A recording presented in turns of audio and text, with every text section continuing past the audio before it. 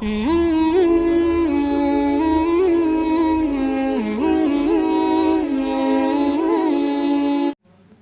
البر أن تولوا وجوهكم قبل المشرق والمغرب ولكن البر من آمن بالله واليوم الآخر والملائكة والكتاب والنبيين وآتى المال على حبه ذوي القربى واليتامى والمساكين وابن السبيل والسائلين وفي الرقاب. صدق اللہ العظیم.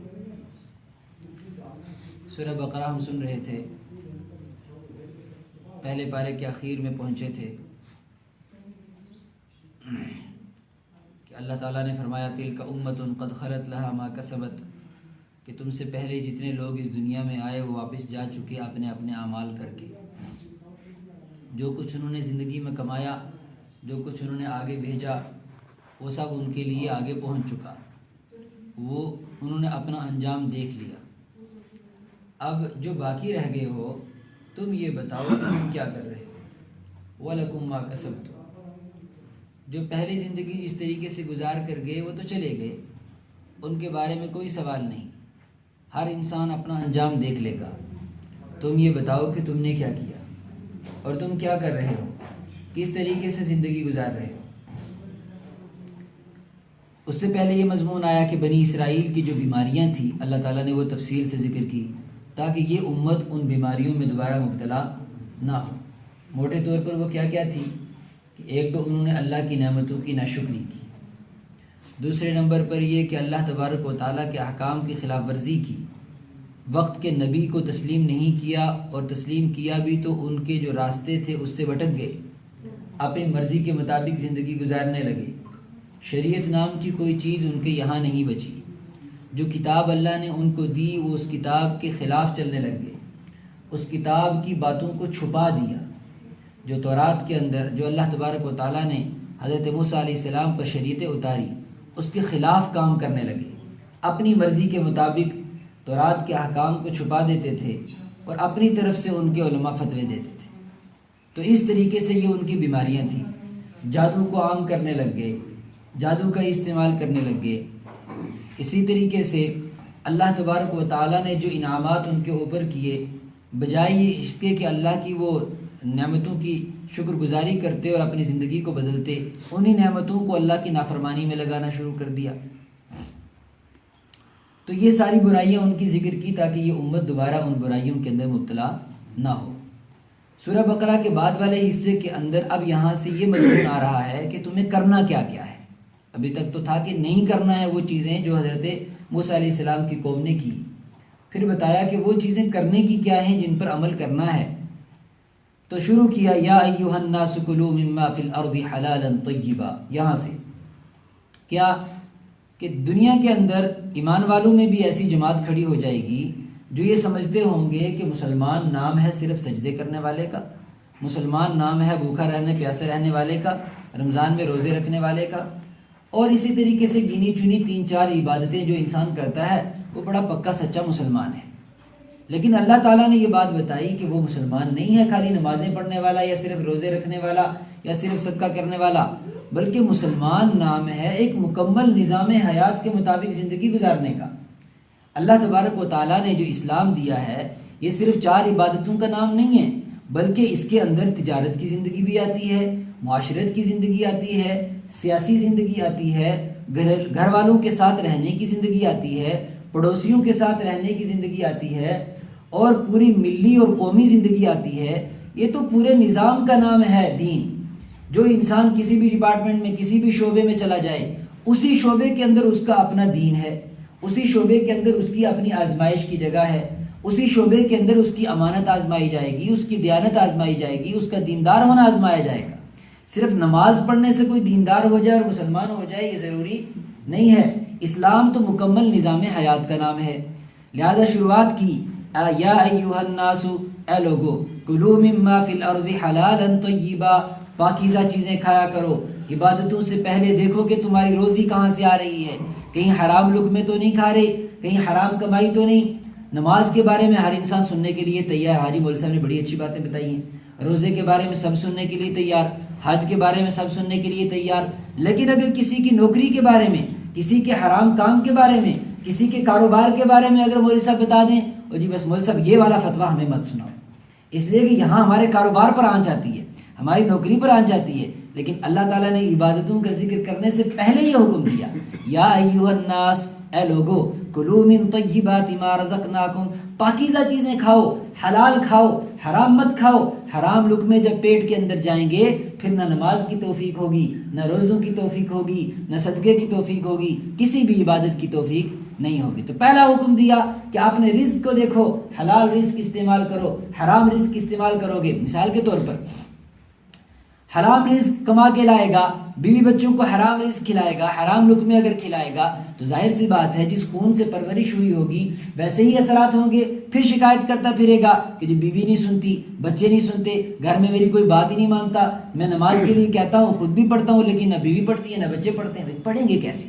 جب حرام کھلائے گا ان کو، جب حلال سے ان کو دور رکھے گا، وہ تو خون ہی ویسا بنے گا نافرمانی والا. وہ خون ہی جو اللہ کا نافرمان بن گیا وہ باپ کا فرمانبردار بنے گا، جو اللہ کی نافرمان بن گئی وہ شوہر کی فرمانبردار بنے گی. ہرگز نہیں ہو سکتا. انما ولا تتبعوا خطوات الشیطان، اور اے ایمان والو شیطان کے نقش قدم پر نہیں چلنا.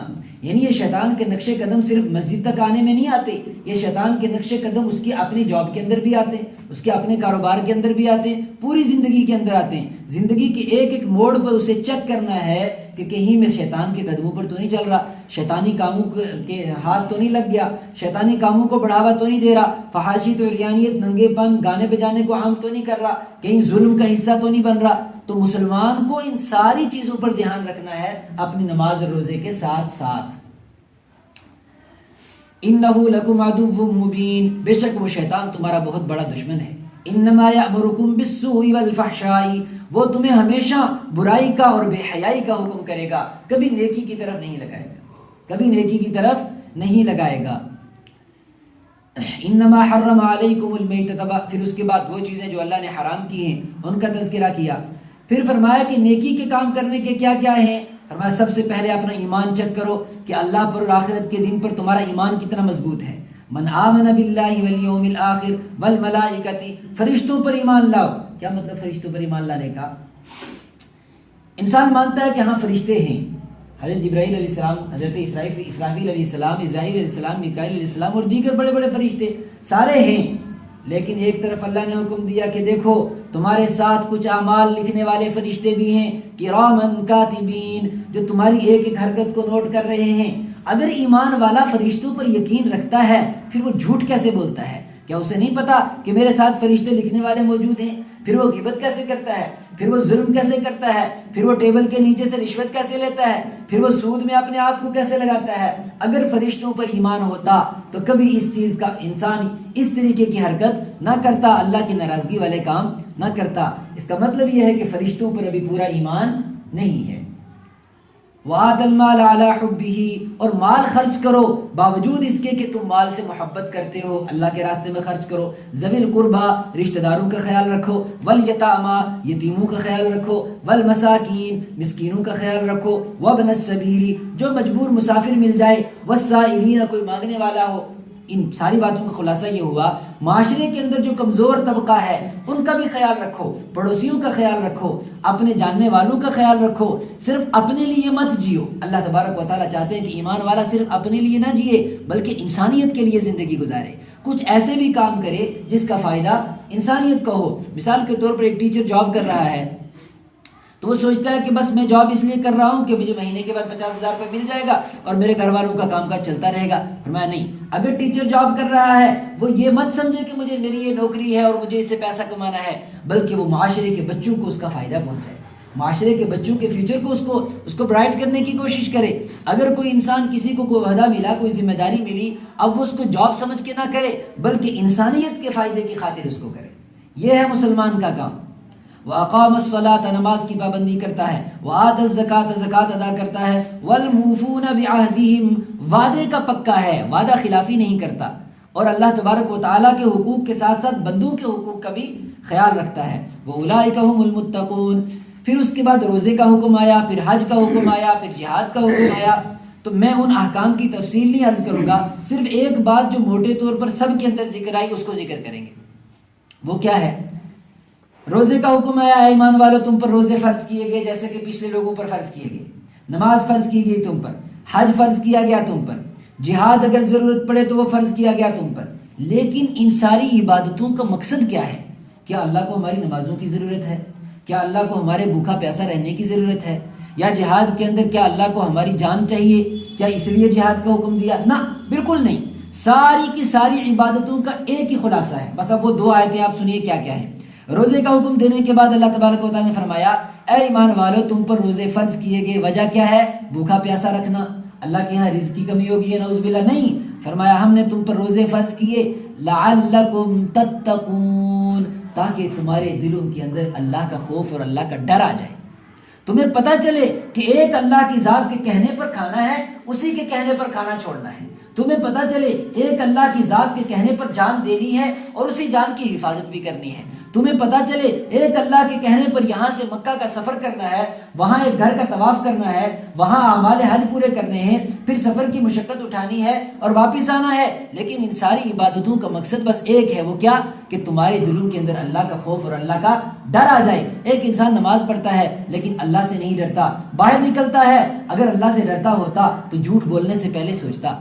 اگر اللہ سے ڈرتا ہوتا تو 500 روپے کی وجہ سے اگلی نماز قضا کرنے سے رک جاتا، 500 روپے کی وجہ سے کسی انسان کا حق نہ مارتا، 4 روپے کی وجہ سے کسی انسان پر زیادتی نہ کرتا، اپنے معاملات کے اندر دھوکہ نہ کرتا، حرام نہ کماتا، حرام نہ کھاتا اور کھلاتا. اس کا مطلب یہ ہے نمازیں تو پڑھتا ہے لیکن اللہ کا ڈر دل کے اندر نہیں ہے.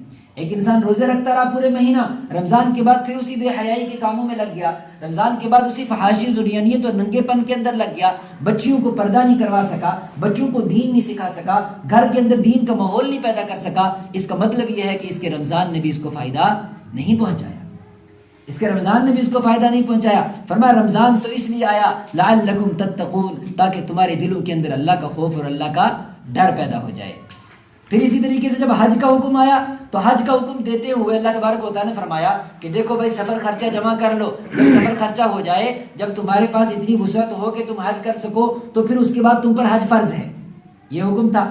تو اسی کے درمیان سے ایک بات نکالی، فرمایا وَتَزَوَّدُوا، سفر خرچہ جمع کرو، لیکن ایک بات اور یاد رکھو، ایک اور سفر بھی آنے والا ہے تمہارا، اس سفر کے لیے بھی خرچہ تیار کر کے رکھو.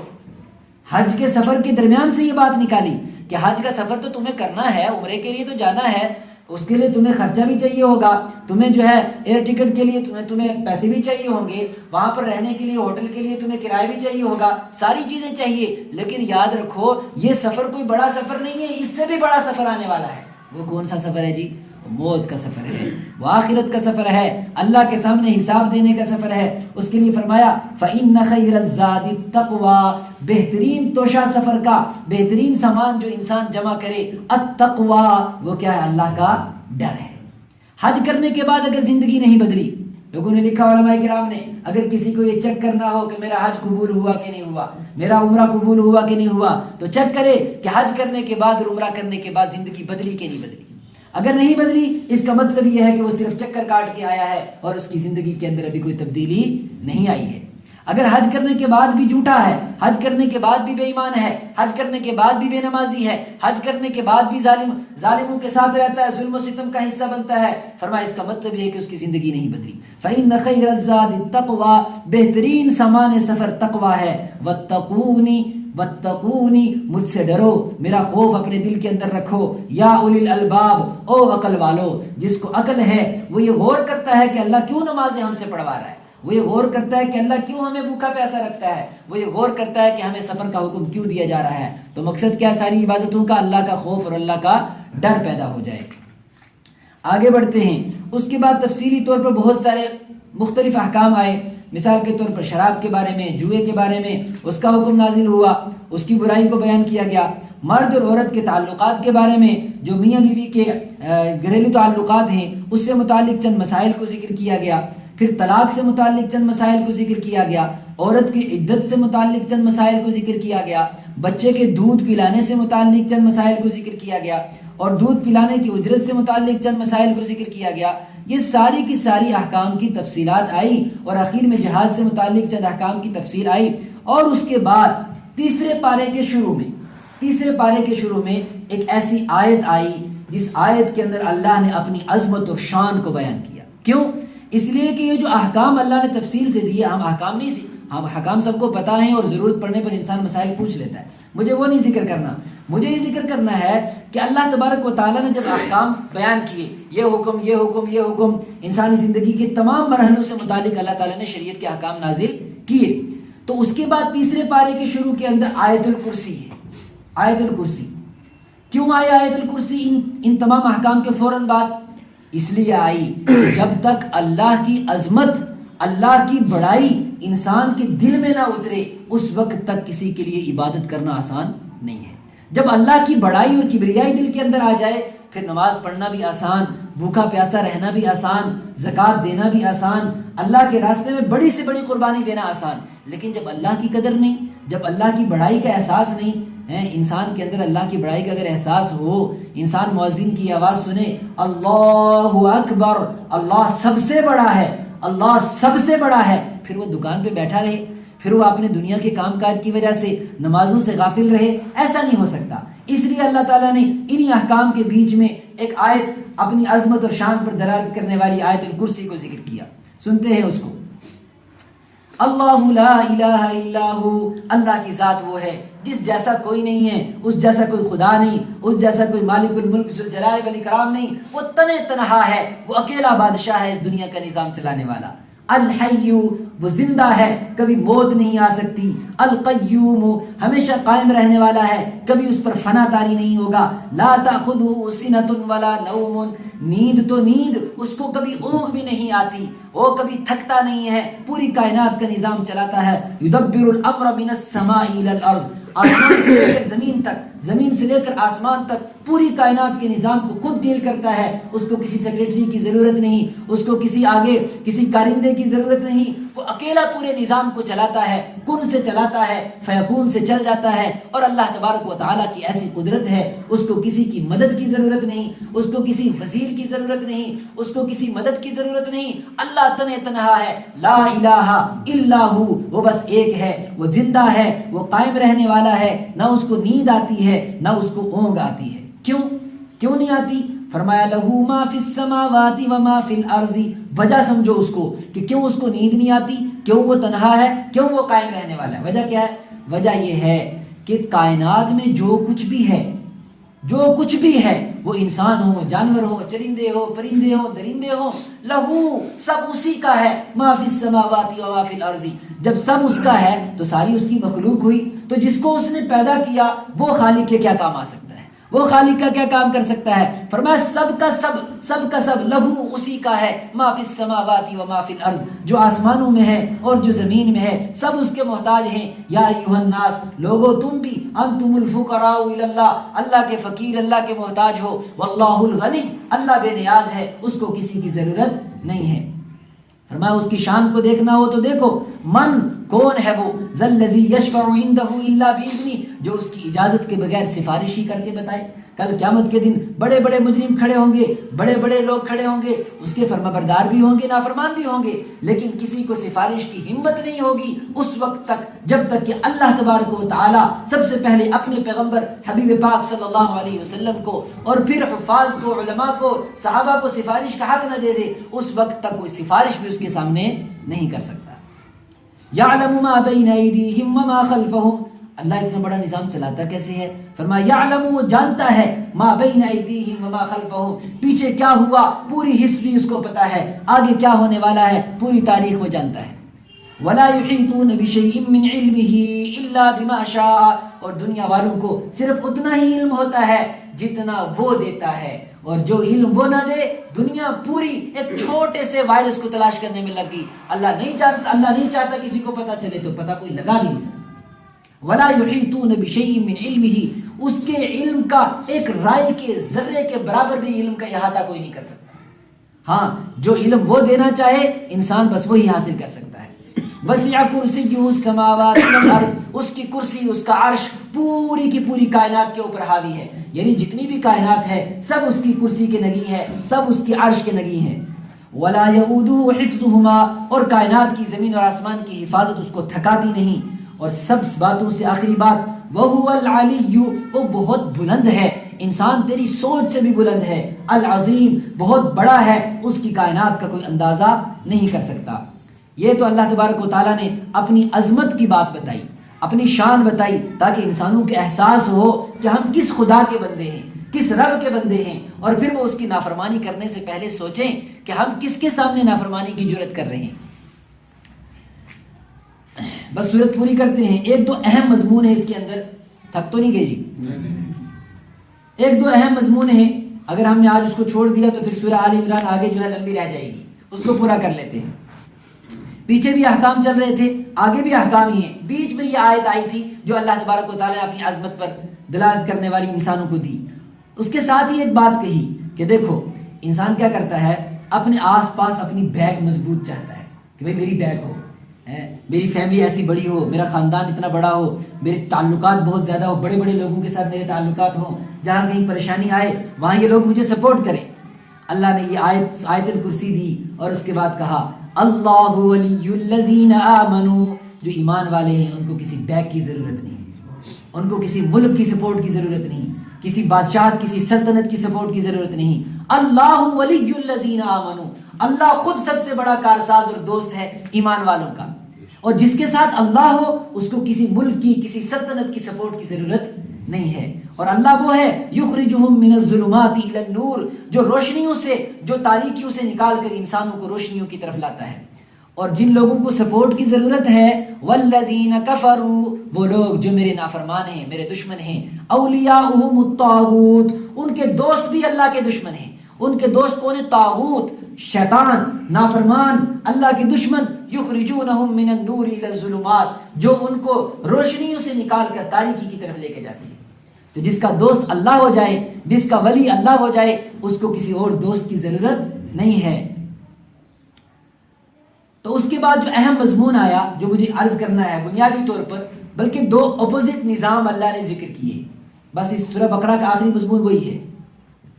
پہلا نظام ہے اللہ کے راستے میں خرچ کرنے کا، اس کے ساتھ ہی فوراً اس کا اپوزٹ نظام آیا۔ بہت غور سے سنیے یہ مضمون، شاید ہی بہت کم ہی جگہوں کے اوپر آپ اس مضمون کو سنیں گے، اور اس کی وجہ شاید یہی ہے کہ لوگ سننا بھی نہیں چاہیں گے، کیونکہ کڑوی باتیں ہیں لیکن حقیقتیں ہیں۔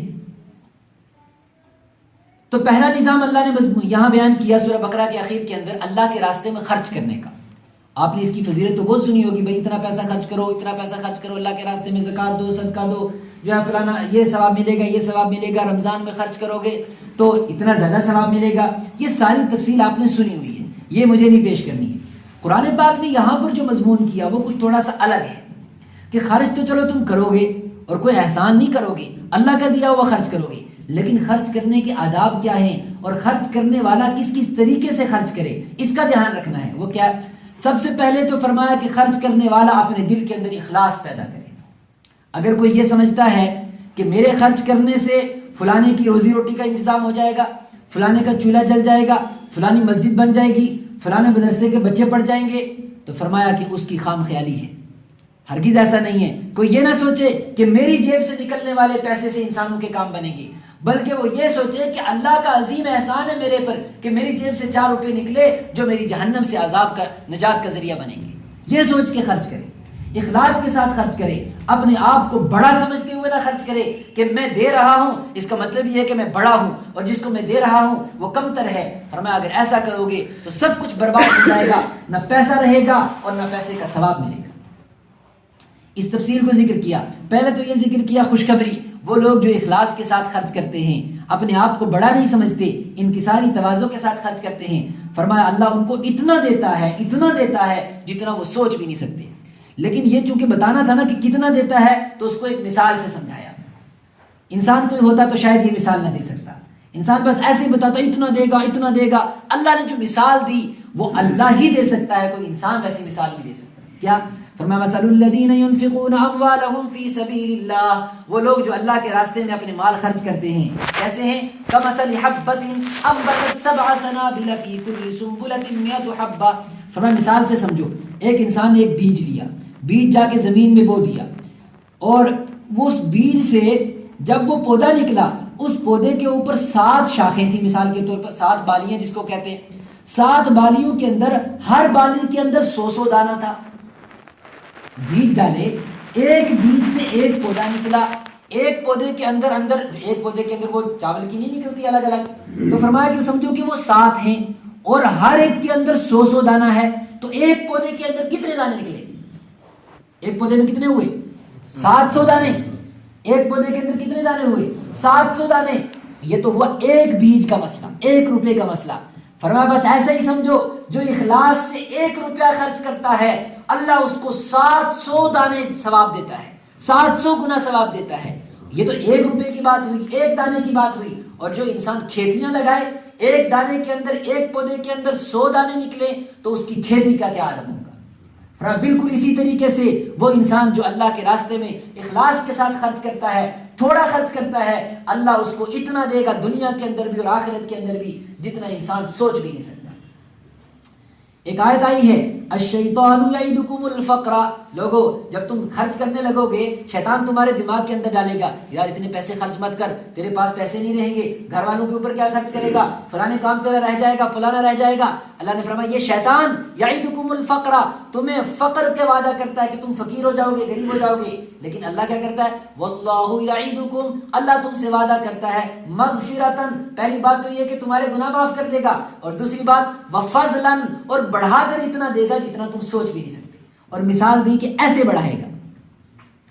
لیکن اس کے مقابلے میں وہ لوگ, یہ تو ہوا اخلاص کے ساتھ خرچ کرنے والا کا مسئلہ, وہ لوگ جو اخلاص کے ساتھ خرچ نہیں کرتے, اپنے آپ کو بڑا سمجھ کے دیتے ہیں کہ ہمارے پیسے پر مدرسے چلتے ہیں, نعوذ باللہ, ہمارے پیسے پر مسجدیں بنتی ہیں, ہمارے پیسے پر غریب کا چولہا جلتا ہے. اور دینے سے ایک مرتبہ اگر کسی کو دے دیا نا, پھر ساری زندگی سوچتا ہے بس یہ میرا غلام بنا رہے, میرے سارے کام یہ کرتا رہے, فلانی جگہ تو مجبور تھا, میں ہی تھا جو تیری مدد کی تھی, جس نے فلانی جگہ پر تجھے میری ضرورت پیش آئی, میں تیرے کام آیا. اور میں اس لیے اگر کام آئے ہو کسی کے, اگر اس لیے کسی کی ضرورت پوری کی ہے, پھر جو تم نے خرچ کیا اس کو بھول جاؤ, اس کو بھول جاؤ. الذین ينفقون اموالهم, وہ لوگ جو خرچ کرتے ہیں اللہ کے راستے میں, ثم لا يتبعون ما انفقوا منا ولا اذى, پھر اس کے بعد احسان نہیں جتاتے اور تکلیف نہیں دیتے. کیا مطلب؟ ایک تو ہوتا ہے احسان جتانا, ہاں جی ہم نے فلانے موقع پر اس کا ہاتھ تھاما تھا, کوئی اس کا سہارا نہیں تھا, ہم اس کا سہارا بنے تھے, ہم کر کے بات کرتا ہے, سوچتا نہیں ہے کہ میں کون ہوں جو کسی کے کام آ سکا, اور اس کو بھی تکلیف پہنچاتا ہے. آج تو یہ بڑی عام سی بات ہو گئی ہے, 4 مطلب کلو دال اور کلو چاول اور 1 لیٹر تیل دیتے ہیں, اور پھر اس کے ساتھ بھی سیلفی بناتے ہیں, فوٹو کھینچتے ہیں, اور پھر گروپ پر ڈالتے ہیں.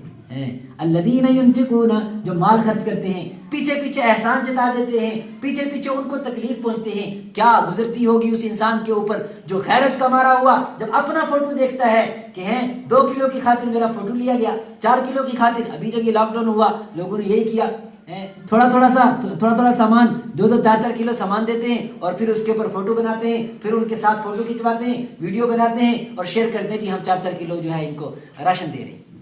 فرمایا وہ لوگ جو خرچ کرتے ہیں پیچھے احسان جتا دیتے ہیں, پیچھے ان کو دلی تکلیف پہنچا دیتے ہیں, فرمایا ان کا کیا نقصان ہوتا ہے اس کو بھی مثال سے سمجھو.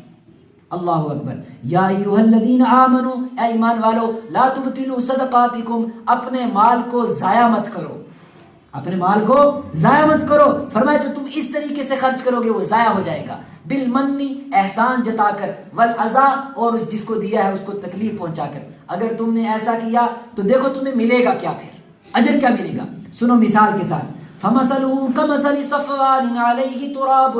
فرمایا اس انسان کی مثال ایسی ہے, اس نے ایک بیج لیا, اس کو بھی بیج سے سمجھایا, بیج لیا اور بیج جا کے زمین میں بو دیا, لیکن زمین میں نہیں بویا, کہاں؟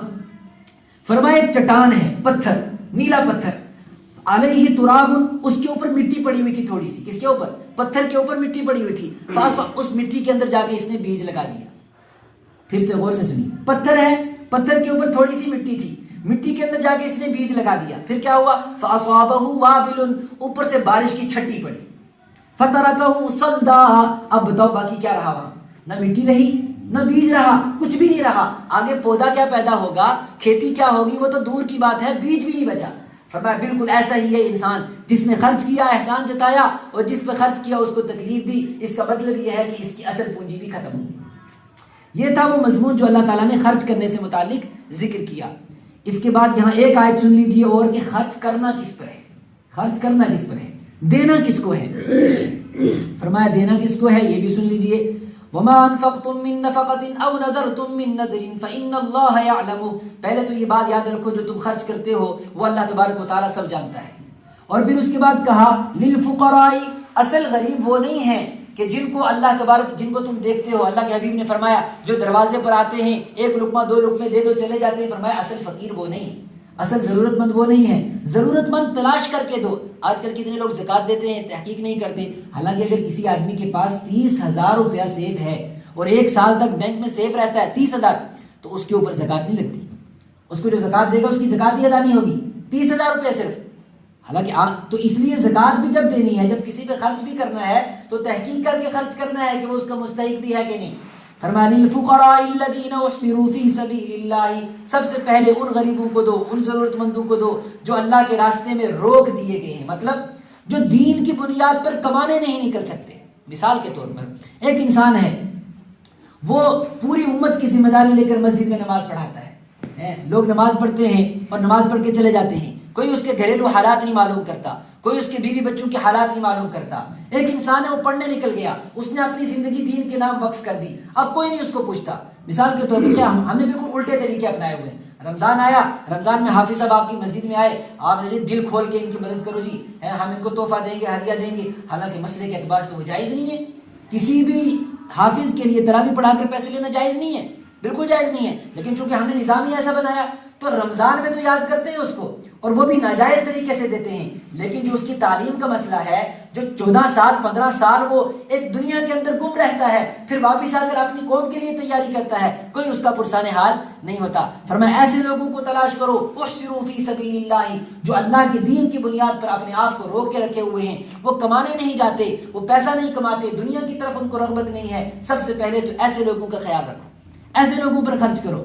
اور پھر فرمایا یحسبهم الجاہل اغنیاء من التعفف، فقیر کو پہچانا کیسے جائے؟ فرمایا وہ فقیر نہیں ہے جو بار بار مانگتا پھرے. جو لوگ ایسے ہیں، ضرورت مند ہیں اور دین کے ساتھ جڑے ہوئے ہیں، دین کی خدمت میں لگے ہوئے ہیں. فرمایا یحسبهم الجاہل، انجان آدمی سمجھتا ہے کہ ان کو ضرورت نہیں. یہ قرآن نے پیش کیا، یہ کوئی میری اور آپ کی بات نہیں ہے، قرآن کی آیت ہے. یحسبهم الجاہل، انجان یہ سمجھتا ہے، اغنیاء کہ جی مولوی صاحب کے کپڑے تو بڑے زبردست ہیں، امام صاحب تو بڑے جو سوٹ بوٹ میں آتے ہیں. فرمایا انجان آدمی سمجھتا ہے کہ ان کو کسی چیز کی ضرورت نہیں ہے. ضرورت مند کی ضرورت کو تلاش کرو، ضرورت مند کی ضرورت کو تلاش کرنے کے بعد فیصلہ کرو کہ وہ ضرورت مند ہے کہ نہیں ہے. اس کی ظاہری بنیاد پر فیصلہ مت کرو. لا يسألون الناس الحافا تعرفهم بسیماہم، ان کی نشانیاں ان کے چہروں سے پہچانی جاتی ہیں. یعنی کہ اگر ان کو نشانیوں سے پہچانا جائے، تلاش کیا جائے تو پتہ چل سکتا ہے. لا يسألون الناس الحافا، یہ لوگوں سے چمٹ چمٹ کر سوال نہیں کرتے. تو ایسے لوگ ہیں جن پر خرچ کیا جائے. سورت پوری ہو گئی ہے، یہ بالکل آخری صفحہ تھا. لیکن یہاں پر یہ مضمون تو نہیں جڑتا تھا، لیکن اس کے ساتھ اللہ تعالیٰ نے اس کا ایک اپوزٹ نظام ذکر کیا. بس 2 منٹ کے اندر میں اس کو خلاصہ کر دیتا ہوں تاکہ بات مکمل ہو جائے، سورہ بقرہ ہماری مکمل ہو جائے گی. یہ تو تھا وہ نظام جو اللہ کے راستے میں خرچ کرنے والا تھا، لیکن اس کے ساتھ ایک اور نظام اللہ نے پیش کیا بڑے سخت الفاظ میں. قرآن پاک میں اس سے زیادہ سخت الفاظ کسی بھی حکم کے بارے میں نہیں. وہ کیا ہے؟ سود کا نظام. سود کا نظام، اس سے زیادہ سخت الفاظ قرآن پاک میں پورے قرآن میں کہیں نہیں ہے ایمان والوں کے لیے. یہ کیا ہے؟ اصل میں زکوٰۃ کا جو نظام ہے، زکوٰۃ کہتے ہیں مالداروں سے پیسہ لے کر غریبوں میں تقسیم کیا جائے تاکہ یہ جو ہے جو اسٹیٹ جو اس کا لیول ہے یہ برابر رہے پوری قوم کا. جو غریب ہے وہ اور غریب نہ ہوتا جائے. اس کے مقابلے میں بالکل اس کا اپوزٹ نظام ہے سود کا. سود کہتے ہیں اس نظام کو کہ جس میں غریب کو اور دبایا جائے، جس میں غریب کو اور دبایا جائے، مالدار اور مالدار ہوتا جائے، غریب اور غریب ہوتا جائے. اس کے مقابلے میں زکوٰۃ مالداروں سے پیسے کو لیا جائے اور غریبوں میں اس کو تقسیم کیا جائے اور اوریج برابر کی جائے. اس کا بالکل اپوزٹ نظام ہے سود کا. 4 آدمیوں کو، بڑے بڑے مالداروں کو تو فائدہ ہو جاتا ہے، خانے دانی جیسوں کو تو خوب فائدہ ہوتا ہے، لیکن وہاں غریب مارا جاتا ہے، وہاں غریب اور مظلوم ہوتا جاتا ہے. تھوڑی دیر کے لیے اس کو ایسا لالچ دیا جاتا ہے کہ اچھا جی آپ کو مکان بنانا ہے، 10 لاکھ روپے لون لے لو، مہینے کا صرف آپ کو 10,000 روپے دینا ہے. 10,000 روپے تو بڑا آسان ہے، لیکن جب پریکٹیکل کرنے پر آتا ہے تو ان لوگوں کو پوچھو جنہوں نے لون لے کے رکھے ہوئے کیا کچھ ہوتا ہے. یہ نظام جو بھی انسان ان نیچرل وے میں جاتا ہے، اللہ تبارک و تعالیٰ کے بنائے وہ قدرت کے نظام کے خلاف جاتا ہے، وہ اس کا نتیجہ ضرور اٹھاتا ہے. اب سنیے یہ کیا نظام ہے. فرمایا الذین یاکلون الربا، وہ لوگ جو سود میں پڑے ہوئے ہیں، لا یقومون الا کما یقوم الذی یتخبطہ الشیطان من المس، یہ ایسے اٹھتے ہیں جیسے ان کے اوپر جن چمڑ گیا ہے. یہ قرآن کی آیت ہے. یہ پاگل ہو گئے ہیں، یہ دیوانے ہو گئے ہیں، ان کو بات ہی سمجھ نہیں آ رہی کہ ایک اپنی ذات کے فائدے کی خاطر پوری کمیونٹی کا، پوری انسانیت کا یہ کتنا بڑا نقصان کر رہے ہیں. اسرائیل دنیا کا ایک ایسا ملک ہے جو انٹرسٹ فری ہے، اس کے اندر سود کا کوئی نظام نہیں. کیوں؟ حالانکہ پوری دنیا کی اکانومی پر وہ لوگ کنٹرول کر رہے ہیں، وہ جانتے ہیں نظام کو. الذین یاکلون، اللہ فرماتے ہیں یہ جو قوم سود کے اندر پڑی ہوئی ہے، سود کاروبار کرتا ہے اس میں بھی سود، مکان بناتا ہے اس میں سود، گاڑی خریدتا ہے اس میں سود، بچوں کی شادی کرواتا ہے اس میں سود، بیماری کا علاج کرواتا ہے اس میں سود. کون سی ایسی چیز ہے جس میں ہم لونوں کے چکر میں، سود کے چکر میں نہیں پڑے ہوئے؟ نہ کسی نے بتایا، لوگوں نے اس کا الٹا بتایا. اور نہیں، تم ایسے ملک میں رہتے ہو جہاں سود جائز حلال ہے، کھاؤ، تمہارے لیے کوئی مسئلہ نہیں ہے. جب اللہ کے سامنے جواب دینا پڑے گا ایسے مولویوں کو، ان کو بھی پتہ چلے گا اور قوم کو بھی پتہ چلے گا. الذین یاکلون الربا، قرآن کی صاف آیت، جو لوگ سود کھاتے ہیں، سودی کاروبار کرتے ہیں، سود میں اپنے آپ کو لگاتے ہیں، اللہ فرماتے ہیں ان کے ساتھ کوئی شیطان جن چمڑ گیا ہے، ان کا دماغ خراب ہو گیا ہے، یہ پاگل اور دیوانے ہو گئے ہیں، ان کو سمجھ نہیں آ رہا ان کے ایک کی وجہ سے پوری کمیونٹی کا اور پوری قوم کا کتنا بڑا نقصان ہو رہا ہے. ذالک بانہم قالوا، لوگوں نے سوال کیا. جب یہ آیت اتری تو مکہ والوں نے سوال کیا، اے اللہ کے نبی آپ یہ بتاؤ کہ یہ سود اور بزنس میں فرق کیا ہے؟ بزنس میں بھی ہم پیسہ کماتے ہیں، سود میں بھی پیسے سے پیسہ کماتے ہیں، تو یہ بھی تو ایک بزنس ہے، اس میں فرق کیا ہے دونوں کے اندر؟ تو اس کا جواب اللہ نے یہ نہیں دیا کہ ہم سمجھائیں آپ کو کہ فرق کیا ہے، وہ تو بعد کی چیز ہے. اللہ نے جو جواب دیا وہ سننے کے لائق ہے. وہ کیا؟ فرمایا اچھا تم یہ کہتے ہو کہ سود اور بزنس برابر ہے؟ فرمایا نہیں، احل اللہ البیع وحرم الربا، بزنس حلال ہے اور سود حرام ہے. اس سے بڑا اور کیا فرق چاہیے؟ اللہ نے ایک کو حلال کیا ہے، ایک کو حرام کیا ہے. اب تمہیں کیا لینا دینا ہے کہ کیسے سود حلال ہے اور کیسے بزنس حلال ہے اور کیسے سود حرام ہے؟ یہ تفصیل ہمیں بتانے کی ضرورت نہیں ہے. حالانکہ تفصیل بتائی، اللہ کے حبیب نے بتائی بعد میں، لیکن جو قرآن کی پہلی آیت اتری وہ یہ اتری، احل اللہ البیع. تم کہتے ہو کہ سود اور بزنس ایک جیسا ہے، سود حرام ہے اور بزنس حلال ہے. حلال اور حرام میں تمہارے نزدیک کوئی فرق نہیں ہے؟ جب اللہ نے کہہ دیا نہیں کرنا تو تم کون ہوتے ہو یہ ہمت کرنے والے؟ اللہ اکبر. فمن جاءه موعظة من ربه، فرمایا جو لوگ نصیحت قبول کریں اور باز آ جائیں تو وہ کامیاب ہو جائیں گے. اور پھر سیدھا ڈائریکٹ ایمان والوں کو متوجہ کیا. حالانکہ اس وقت جو آیت اتری تو سود میں ایمان والے اتنے نہیں لگے ہوئے تھے جتنا کافر لگے ہوئے تھے، لیکن اگلی آیت بس یہ سنیے، فرمایا یہ آیت تو ایسی ہے کہ ڈائریکٹ ایمان والوں کو خطاب کیا. یا ایھا الذین آمنوا، او ایمان والو، اتقوا اللہ، اللہ سے ڈرو، وذروا، اور چھوڑ دو، ما بقی من الربا، جس سود کے کام میں تم لگے ہوئے ہو، ان کنتم مؤمنین، اگر تم مومن ہو، اگر مسلمان ہو تو چھوڑ دو. اس کا مطلب جو نہیں چھوڑ رہا اس کو اپنے ایمان پر شک کرنا چاہیے، اس کو اپنے مسلمان ہونے پر غور کرنا چاہیے. فَإِن لَمْ تَفْعَلُوا، یہ ہے وہ آیت جو میں کہہ رہا تھا، اس سے زیادہ سخت آیت کسی حکم کے بارے میں نہیں. فَإِن لَمْ تَفْعَلُوا، اگر تم باز نہ آئے، اگر تم باز نہ آئے، فَأْذَنُوا بِحَرْبٍ مِّنَ اللَّهِ وَرَسُولِهِ، تو پھر اللہ اور اس کے رسول کے ساتھ جنگ کرنے کے لیے تیار ہو جائے. مکان بناتا ہے انسان، 3 کمروں 4 کمروں کے مکان میں نہیں رہ سکتا. نوکری کے دوران لون لیتا ہے، 50 لاکھ کا لون لے کے کوٹھی بنائی ہے جی میں نے، اس کو نہیں پتا کہ میں آگ کے اوپر سو رہا ہوں. گاڑی لیتا ہے، 2 لاکھ کی گاڑی میں 4 لاکھ کی گاڑی میں کام ہو سکتا ہے، 15 لاکھ کی گاڑی خریدتا ہے، اس کو نہیں پتا کہ میں آگ کی گاڑی پر سوار ہو رہا ہوں. یہ تبھی پتا چلے گا جب آنکھیں بند ہوں گی. اللہ نے فرمایا جو لوگ باز نہیں آنا چاہتے وہ سنو، اللہ اور اس کے رسول کے ساتھ جنگ کا اعلان کرتے ہیں. یہ احکام بڑے سخت آئے. یہاں پر انسان نے سوچا کہ ہو سکتا ہے کہ ہم سے عمل نہ ہو، اتنے سارے احکام آئے حج سے متعلق، نماز سے متعلق. تو اللہ تبارک و تعالیٰ نے آخری رکوع کے اندر سورہ بقرہ کے اندر انسان کو تسلی دی کہ اے انسانو یاد رکھو، للہ ما فی السماوات و ما فی الارض. یہ رکوع آپ سنتے رہتے ہیں، لا یکلف اللہ نفسا الا وسعها. کوئی انسان یہ نہ سوچے کہ اللہ نے بڑے سخت قانون بنا دیے، اللہ نے بڑے سخت احکام دے دیے، اب اس پر عمل کیسے کریں گے؟ اللہ نے فرمایا میں نے کوئی ایسا حکم تمہیں نہیں دیا جو تم کر نہیں سکتے ہو، کوئی ایسا حکم نہیں دیا. کیا انسان 10 کمرے بنانے والا 2 کمرے میں زندگی نہیں گزار سکتا؟ 12 لاکھ کی گاڑی میں چلنے والا 4 لاکھ کی گاڑی میں نہیں چل سکتا؟ فرمایا کوئی بھی حکم میرا ایسا نہیں ہے جس پر تم یہ کہو کہ اللہ تو نے اتنا سخت حکم کیوں دے دیا.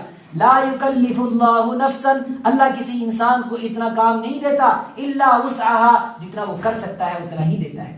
پھر ہم لوگ کوشش کرتے ہیں، ایمان والا کوشش کرتا ہے اپنی طرف سے ہر حکم پر عمل کرنے کی، لیکن کتنی کوشش کرے گا، پھر بھی گناہ ہو جاتے ہیں۔ فرمایا اللہ نے فرمایا اے میرے بندو تم پہلے کوشش کرو، تم زندگی میں اس کو لانے کی کوشش کرو، اگر پھر بھی تم سے کوتاہی ہو جائے تو پھر مجھ سے معافی مانگو۔ کیسے؟ آخری آیت سورہ بقرہ کی کیا آیت ہے جی؟ ربنا اے ہمارے رب، لا تؤاخذنا ان نسینا او اخطأنا، ہماری پکڑ نہ کرنا، ان نسینا اگر ہم بھول جائیں، او اخطأنا یا آج تک ہم ایسے کسی کام میں لگے ہوئے تھے آج توبہ کرتے ہیں، ہماری پکڑ نہ کرنا۔ ربنا اے ہمارے رب، ولا تحملنا ما لا طاقت لنا به، اے اللہ اتنا بوجھ ہم پر نہ ڈالنا کہ جس کی ہمیں طاقت نہ ہو، ہے اتنی توفیق دے ہمیں کہ ہم نماز پڑھ سکیں، زکوٰۃ دے سکیں، حج کر سکیں، اور جن کاموں سے رکنے کے لیے تو نے کہا ہے ہمیں ہمت دے کہ ہم اس سے رک سکیں۔ واعف عنا، ہمیں معاف کر دے، واغفر لنا، ہماری بخشش فرما، وارحمنا، ہم پر رحم کر، کیوں؟ انت مولانا، اس لیے کہ تیرے سوا ہمارا کوئی سہارا نہیں ہے، فانصرنا علی القوم الکافرین، اور کافروں کے خلاف ہماری مدد فرما۔ آج میں نے آپ کا وقت زیادہ لیا، لیکن چونکہ سورت زیادہ بڑی تھی اور اگر ہم اس کو آج پورا نہیں کرتے تو پھر کل کی سورت پوری نہیں ہو پاتی۔ اللہ تبارک و تعالی ہمیں قرآن پاک کو سمجھنے کی توفیق